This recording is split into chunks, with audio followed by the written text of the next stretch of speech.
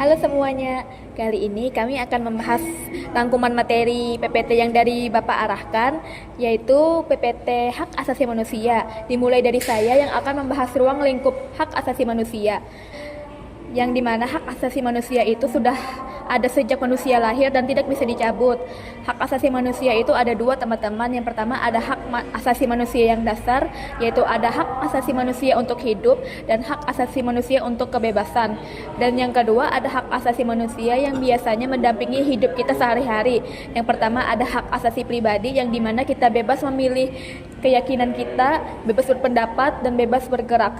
Dan yang kedua ada hak asasi ekonomi, yang dimana kita bebas memiliki sesuatu, melakukan jual beli. Yang ketiga ada hak asasi politik, yang dimana kita berhak mengikuti pemilu. Yang keempat ada hak mendapatkan perilaku adil di mata hukum dan pemerintah. Dan yang kelima ada hak sosial budaya, yang dimana kita berhak mendapatkan pendidikan serta mengembangkan budaya kita. Nah teman-teman, jadi hak asasi manusia ini sangat penting karena dia menjadi dasar keadilan dan kebebasan di masyarakat. Jadi mari kita jaga dan lindungi hak asasi manusia kita. Lahirnya peraturan HAM tidak lepas dari keberadaan bahwa manusia sebagai makhluk mulia ciptaan Tuhan yang mempunyai harkat dan martabat yang harus dijunjung tinggi.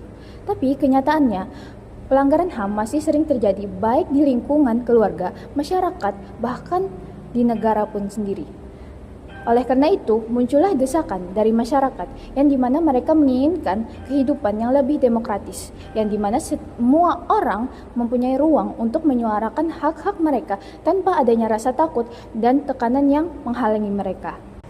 Kemudian ada instrumen-instrumen HAM di dunia internasional, yaitu ada Piagam PBB atau Universal Declaration of Human Rights, atau disebut juga dengan Deklarasi Umum Hak-Hak Asasi Manusia yang lahir pada 10 Desember tahun 1948.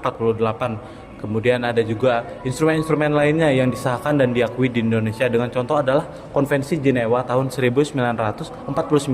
Kemudian beralih ke Piagam Perlindungan dan Penerapan HAM di dunia, dengan contoh negara-negara yang memilikinya. Yang pertama ada Inggris, mereka memiliki Magna Carta atau Piagam Agung yang lahir di tahun 1215.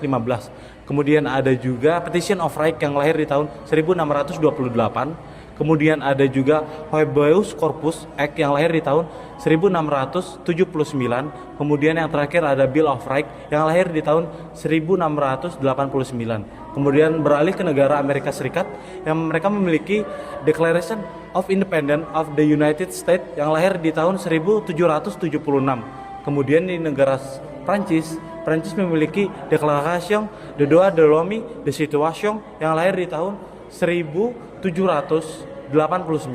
Kemudian yang terakhir di Indonesia sendiri, Indonesia memiliki penerapan piagam HAM dan perlindungannya ada di Undang-Undang Dasar 1945 yang disahkan pada 18 Agustus 1945. Hak asasi manusia di Indonesia, yang pertama adanya komitmen untuk melaksanakan UUD 1945 hasil amandemen. Yang kedua, melaksanakan amanat TAP MPR nomor 17/MPR/1998 tentang HAM. Yang ketiga, pada hakikatnya manusia merupakan makhluk sosial yang paling mulia, maka harus mengedepankan nilai kemanusiaan yang adil dan beradab. Yang keempat, di Indonesia masih banyak terjadi pelanggaran-pelanggaran HAM dalam kehidupan keluarga, masyarakat, dan negara. Selanjutnya, instrumen HAM di Indonesia.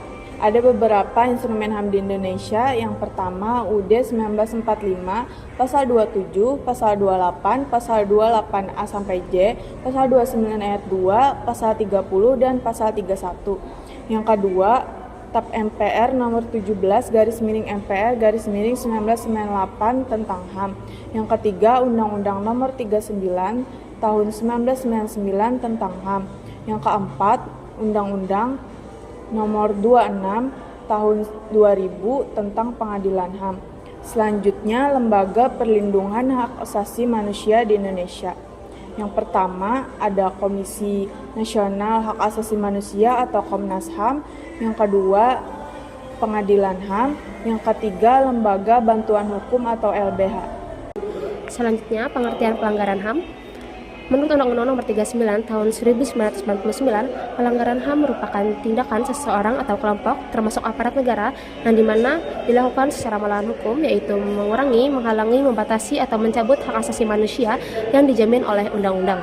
Selanjutnya ada contoh daripada kasus pelanggaran HAM, yaitu yang pertama ada tragedi Tanjung Priok yang terjadi pada tahun 1984 di Jakarta, lalu ada pembunuhan buruh aktivis Marsinah yang terjadi pada tahun 1994 di Nganjuk, Jawa Timur, lalu ada pembunuhan wartawan Udin yang terjadi pada tahun 1996 di Yogyakarta, dan pembunuhan mahasiswa Trisakti.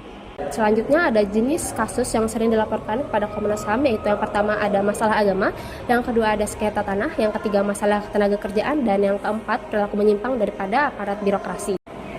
Selanjutnya ada cara menangani pelanggaran HAM, yaitu yang pertama menindak kasus sesuai dengan hukum yang berlaku, yang kedua membawa kasus ke pengadilan hak asasi manusia, dan yang ketiga memberikan hukuman berat sebagai efek jerah. Sekian penyampaian materi kami mengenai hak asasi manusia. Terima kasih.